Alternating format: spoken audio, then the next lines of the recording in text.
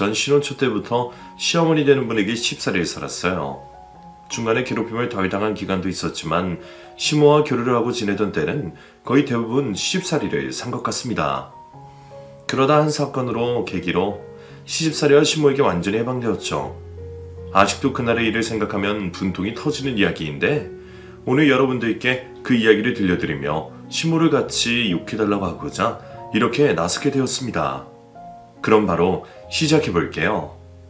시댁 이야기를 하러 왔으니 남편을 만났을 때부터 시작하겠습니다. 남편과는 대학생 때 만나게 되었어요. 그때 저는 학과생활 열심히 하는 학생이었고 꿈이 큰 편이라 전공 관련해서 조금이라도 공부를 더 하려고 했었죠. 그래서 교수님을 도와 학교에서도 또 교수님 연구실에서도 알바 일을 하며 공부를 배워가고 있었습니다. 남편은 교수님 밑에서 연구를 진행 중이던 사람이었어요.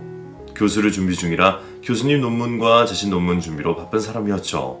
그런데 한 연구실에서 같이 스스럼 없이 지내다 보니 가까워질 수밖에 없었고 7살이라는 나이차도 극복한 채 연애를 하게 되었죠. 남자친구와 연애가 길어지게 되면서 당연히 결혼을 생각해 본 적은 있었어요. 그런데 제가 아직 대학 졸업 전이기도 했고 남편 역시 교수라는 꿈을 이루기 위해서는 남은 과정이 많았기 때문에 잠시 스쳐 지나가는 생각 정도였습니다. 그러다 우리 두 사람 모두 예상하지 못했던 일이 생기게 되었죠. 아이를 가지게 된 겁니다. 어쩔 수 없는 상황이니 당연한 결과이지만 상의 끝에 결혼을 하기로 결정했죠. 그 당시 저와 남편 두 사람 모두 부친을 잃은 상황이라 어머님들께 현 상황에 대해 말씀을 드리게 되었습니다. 저희 엄마는 당연히 많이 놀라셨어요. 나이도 아직 한참 어리고 하고 싶은 것도 많은 상황에 엄마가 되어야 했으니 그 모습이 안타깝게 느껴지셨던 거죠. 하지만 어쩔 수 없는 상황이니 남편과 예쁘게 잘 살라며 결혼을 허락해 주셨습니다. 시댁은 어머님이 계시긴 하셨지만 위에 할머님께서 집안의 가장 큰 어른이셨고 집안 대소사를 결정하시던 터라 반기는 입장이었어요. 아무래도 할머니께서는 옛날 분이셔서 30이 넘은 남편이 장가를 아직 가지 않은 걸 굉장히 싫어하셨거든요. 그런 상황에 결혼도 하고 아이도 가졌다고 하니 많이 좋아하셨죠. 물론 사주, 궁합 봐야 한다고 하셔서 걱정을 하긴 했지만 그것도 잘 넘어갈 수 있었습니다. 그런데 인사를 드리러 시댁에 간 날 절 반기시는 할머님 다르게 어머니께서 어떤 말씀도 없이 굳어 계시더라고요. 그 모습을 보곤 당연히 절 못마땅해 하시는 줄 알았습니다. 그런데 알고 보니 나름의 이유가 있었던 거였죠. 어머님은 할머님께 고된 쉽사리를 사셨고 그런 이유에서 할머님께서 계시는 앞에서는 저에게 말조차 못 붙이시고 주눅이 든 모습이었던 겁니다. 나중에 할머니께서 잠을 드셔야 하셔서 일찍이 방으로 들어가시자 그제서야 저에게 웃으며 살갑게 대해주시더라고요. 그리고 앞으로 잘 지내보자고 말씀을 해주셨죠. 시댁 가족들 모두 좋은 분들인 것 같고 절 예뻐해 주셔서 다행이라고 생각했습니다. 그렇게 큰 걱정 없이 결혼 준비를 진행 중이던 그때 고령의 할머님께서 저희들 결혼식을 못 보시고 소천을 하시게 되셨어요. 어머님과 남편이 힘든 시간을 겪게 된 거죠. 저 역시 예비 며느리로서 마음이 좋지 않았습니다. 할머니를 잃은 슬픔으로 힘들어하는 가족들을 위로하고 다독여주며 한 가족으로서의 사명을 다하려고 했죠. 그런데 그날 이후 신경 쓰이는 문제가 하나 생기기 시작했습니다. 어머님이 하시는 행동이나 말투가 전과 다르게 변해서요. 그땐 그렇게 심각하진 않았지만 뭔가 모르게 더 강압적이고 공격적으로 변한 것 같았죠. 조금씩 변해가는 어머님을 보며 조금씩 불안해지기는 했습니다. 그러다 시어머니 행동에 놀라게 된 일이 결혼식을 올리기 전에 생기게 되었죠.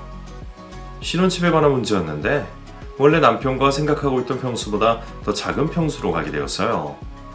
다른 이유는 없었고 20평대만 되어도 가격 차이가 많이 나고 사는 데는 큰 불편함이 없을 것 같아서 기존에 생각하고 있던 평수보다 더 작은 곳으로 가게 되었죠. 거기다 시세도 더 저렴하게 나온 매물이 있어 다른 생각하지 않고 그곳으로 계약하게 되었습니다. 그런데 그 이야기를 들으셨던 어머니께서 그 이야기를 꺼내시더라고요.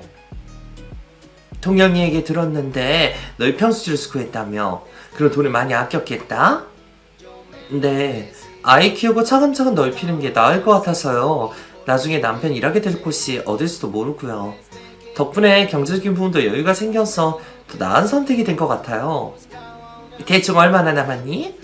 다름이 아니라 내가 전에 받기로 한 예단에서 좀 더 받아야 하는 것 같았어. 사실 동영이 할머니 돌아가시고 나서 그 이야기를 다시 하지 않았잖니.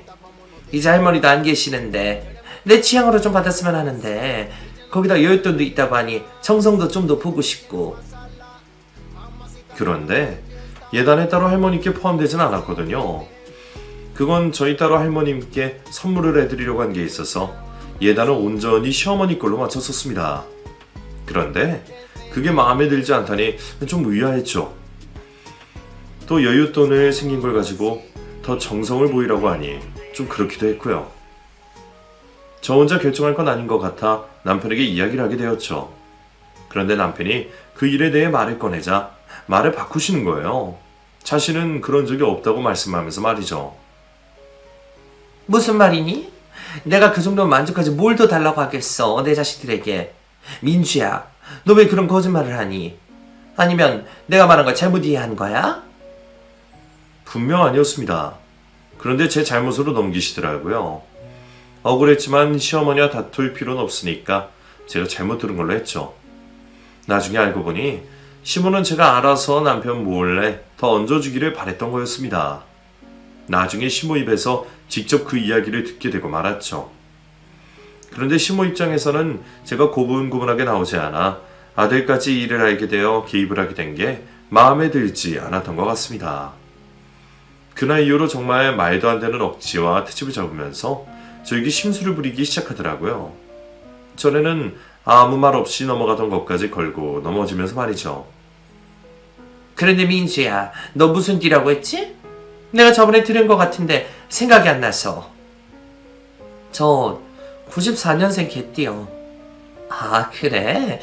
네가 개띠라서 나랑 이렇게 상극이었지? 네? 상극이요? 어머님, 제가 뭘... 그냥 처음 봤을 때부터 싸하다 싶었거든. 그리고 점점 알아갈수록 뭐 하나 맞지 않는 게 느껴져서. 내가 원숭이띠라서 너랑은 맞지가 않으니까 견원지가 알지. 너 벌써부터 날 못 잡아봐서 안 날란 것 같았어. 앞으로는 내가 널 어떻게 대해야 될지 모르겠다. 그러고 보니 우리 동영이가 토끼띠인데 이렇게 되면 우리 아들까지 잡아먹는 거 아니야? 아휴, 내가 충격을 잘했어야 했는데 우리 어머니 말만 믿고 아무 생각 없이 따르다 보니 이렇게 중요한 걸 놓쳤네. 이걸 어째?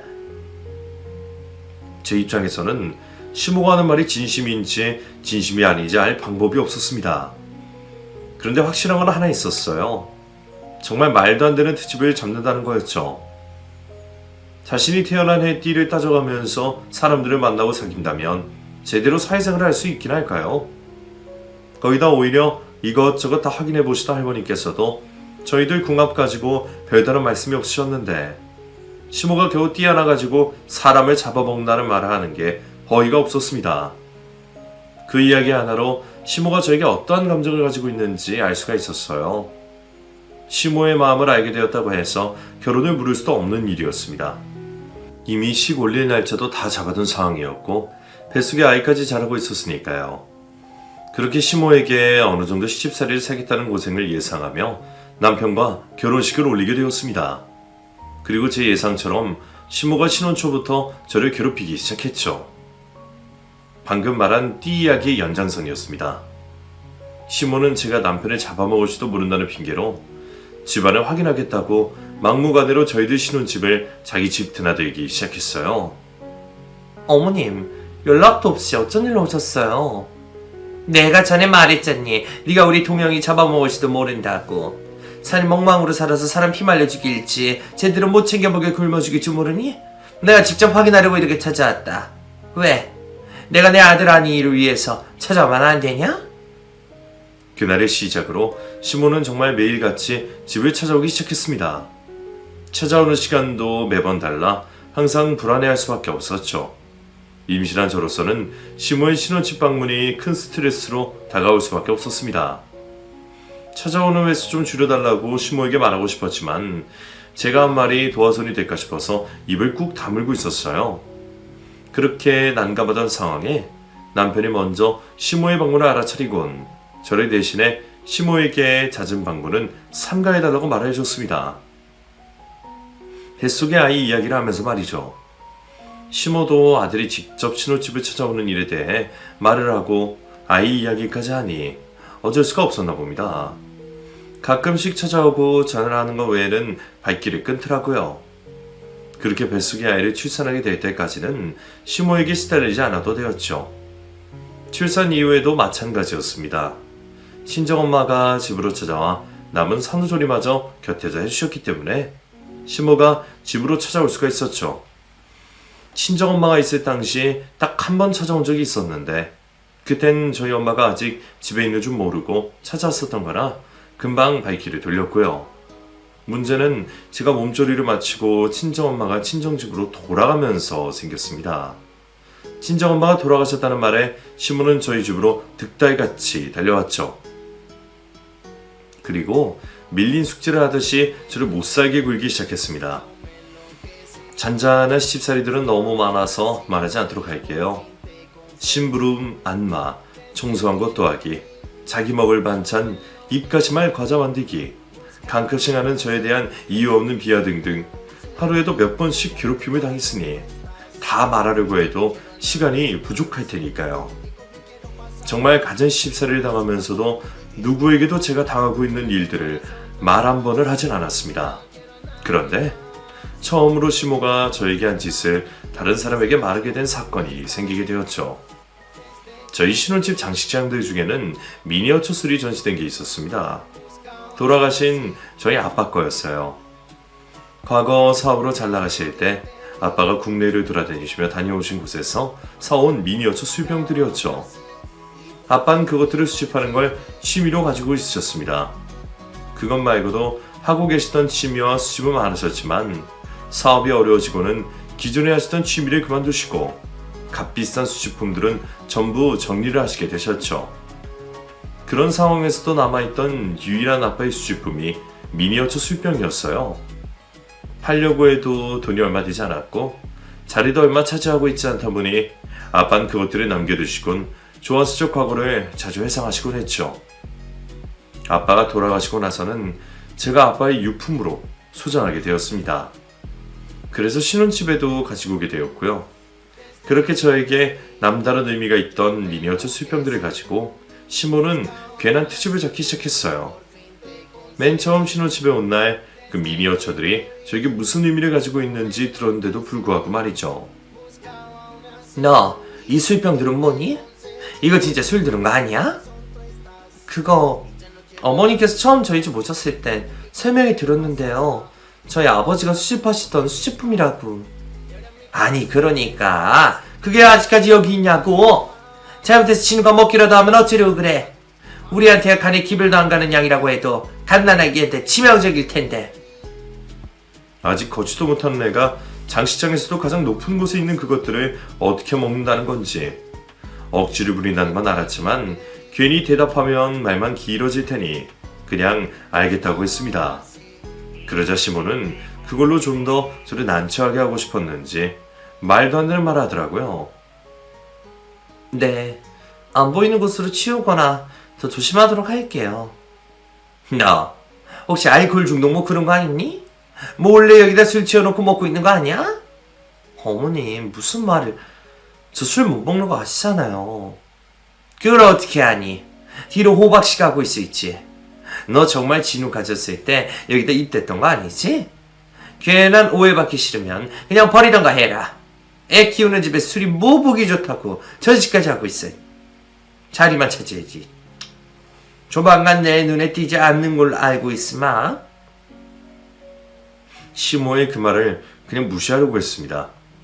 시모 안 보이는 곳에 숨겨두려고 했죠. 그런데 제가 미처 그 미니어처 술병들을 치우기도 전에 시모가 황당한 짓을 했더라고요.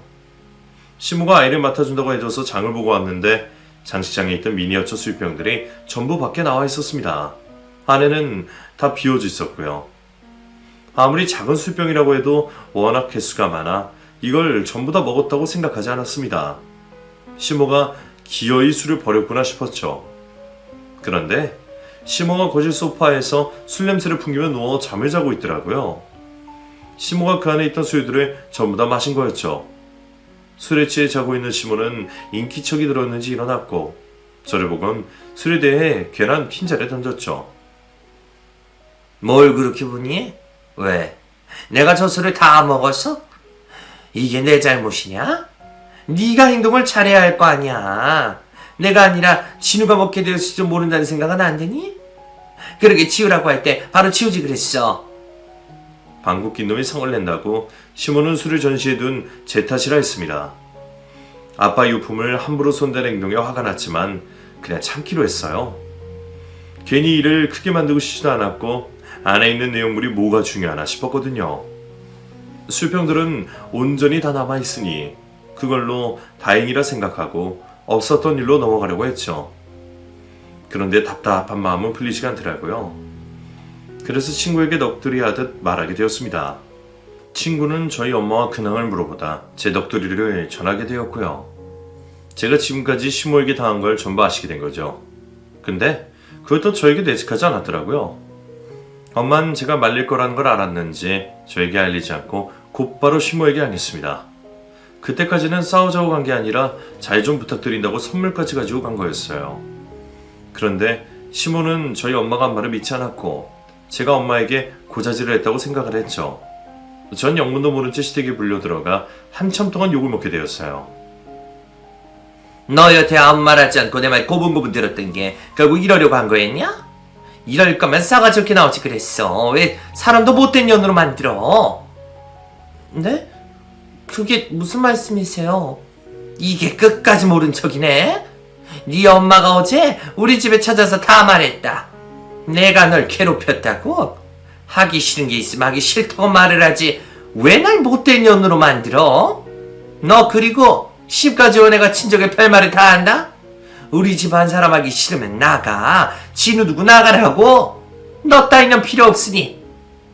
그땐 너무 억울하더라고요.